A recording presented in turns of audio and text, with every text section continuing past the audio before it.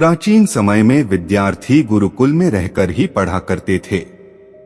बच्चे को शिक्षा ग्रहण करने के लिए गुरुकुल में भेजा जाता था। बच्चे गुरुकुल में गुरु के सानिध्य में आश्रम की देखभाल किया करते थे और अध्ययन भी किया करते थे। वरदराज को भी सभी की तरह गुरुकुल भेज दिया गया। वहां आश्रम में अपने साथियों के साथ घुलने मिलने लगा, लेकिन वह पढ़ने में बहुत ही कमजोर था। गुरुजी की कोई भी बात उसके बहुत कम समझ में आती थी। इस कारण सभी के बीच वह उपहास का कारण बनता है।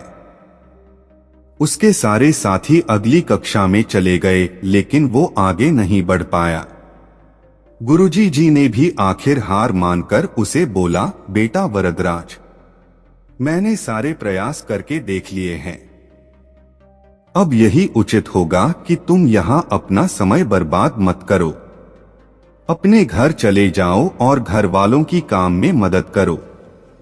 वरदराज ने भी सोचा कि शायद विद्या मेरी किस्मत में नहीं है, और भारी मन से गुरुकुल से घर के लिए निकल गया।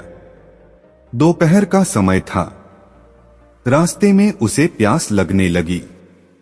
इधर उधर देखने पर उसने पाया कि थोड़ी दूर पर ही कुछ महिलाएं कुएं से पानी भर रही थी। वह कुएं के पास गया। वहां पत्थरों पर रस्सी के आने जाने से निशान बने हुए थे, तो उसने महिलाओं से पूछा, यह निशान आपने कैसे बनाए? तो एक महिला ने जवाब दिया, बेटे, यह निशान हमने नहीं बनाए। यह तो पानी खींचते समय इस कोमल रस्सी के बार बार आने जाने से ठोस पत्थर पर भी ऐसे निशान बन गए हैं। वरदराज सोच में पड़ गया।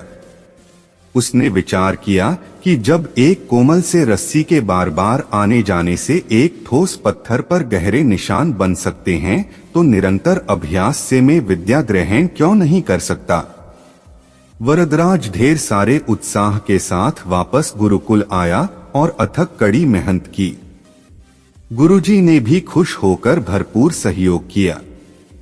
कुछ ही सालों बाद यही मंदबुद्धि बालक वरदराज आगे चलकर संस्कृत व्याकरण का महान विद्वान बना, जिसने लघु सिद्धांत कौमुदी, मध्य सिद्धांत कौमुदी, सार सिद्धांत कौमुदी, गीर्वाण पद मंजरी की रचना की।